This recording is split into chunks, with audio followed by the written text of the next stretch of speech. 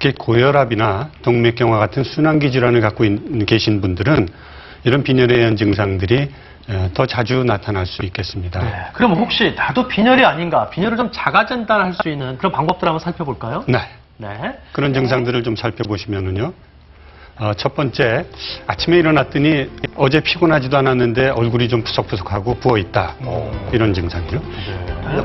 두 번째, 전엔 안 그랬는데 걸어다니면 숨이 차고 특히 계단을 올라가기가 힘들어졌다. 네, 특히 나의 경우에는 어디에 해당되는지 확인하면서 보시기 바랍니다. 네. 세 번째는 앉았다 일어서면 현기증이 생기고 갑자기 눈앞이 캄캄해진다.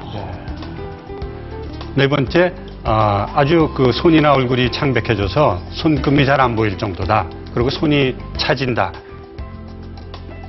다섯 번째, 이제 여성들의 경우는 빈혈이 있으면 그 생리에 장애가 올 수 있고, 남성들은 흔히 그 성욕이 감퇴하는 그런 경우도 있을 수 있겠습니다. 여섯 번째, 날씨는 따뜻한데 나만 춥다. 그런 한기가 느껴지는 경우. 일곱 번째, 밥맛이 없고 소화가 잘 안 됩니다. 그리고 때에 따라서는 구역질도 나고 아주 복부 불편감이 생기는 경우도 있습니다. 그 다음에 일을 하는데 집중력이 떨어지고 조금만 일을 해도 쉬이 피곤하다. 그 다음에 그 두통이 생기고 경우에 따라서는 머리가 아주 흔들리는 듯한 그런 느낌을 갖고요. 또 머리가 답답한 느낌을 느낀다. 그 다음에 이제 그 손톱이나 발톱이 이렇게 깎다 보면 아주 쉽게 부러진다. 네. 이런 증상들이 빈혈 환자가 느낄 수 있는 증상이 되겠습니다. 10가지를 봤는데 뭐 한 두세 가지 정도씩은 해당되는 경우가 많을 것 같은데요. 아니, 첫 번째 경우에 트럭에 해당이 되는 것 같은데 그러면 이게 정말요? 몇 개가 넘어야 빈혈이라고 봐야 되나요? 네, 그 지금 말씀하신 증상들 중에서 네. 한 가지만이라도 반복해서 나타나거나 2, 3일 이상 지속되면 일단 빈혈을 의심하고 검사를 해보시는 것이 좋겠습니다. 이런 그 빈혈의 증상이 나타나는 것은 사실은 빈혈이 아주 빠른 시간에 심하게 있을 때 증상이 나타나고 빈혈이 서서히 아주 장기적으로 진행이 되면 우리 몸이 우리도 모르는 사이에 적응을 해서 아무런 증상이 나타나지 않을 수도 있고요.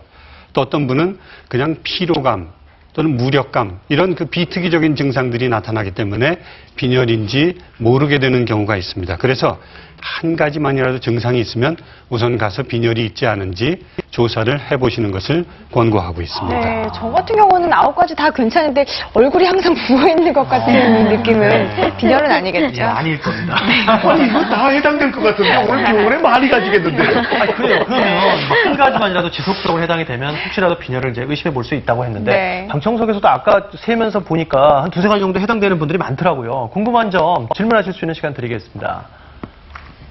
네, 저 같은 경우에는 주변에 흔히들 이렇게 손톱이 하얗면 이렇게 빈혈이 있다고 하는데 관련이 있는지 궁금해서요. 아, 손톱 색깔이 창백하면 그런 얘기 많이 하죠. 손톱이 하얗면. 아, 본인도 좀 그런 편이세요?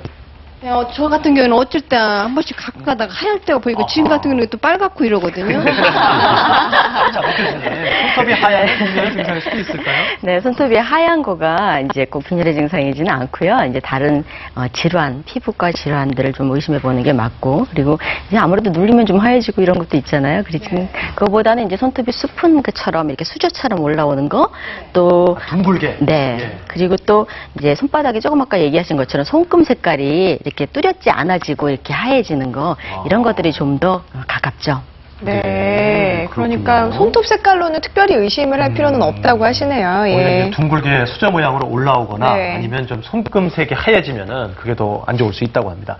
옆에 계신 분도 한번 궁금한 점 질문해 보시겠어요? 저 같은 경우에는 평상시에 이렇게 누구한테 두들겨 맞거나 부딪힌 적이 없는데 네네.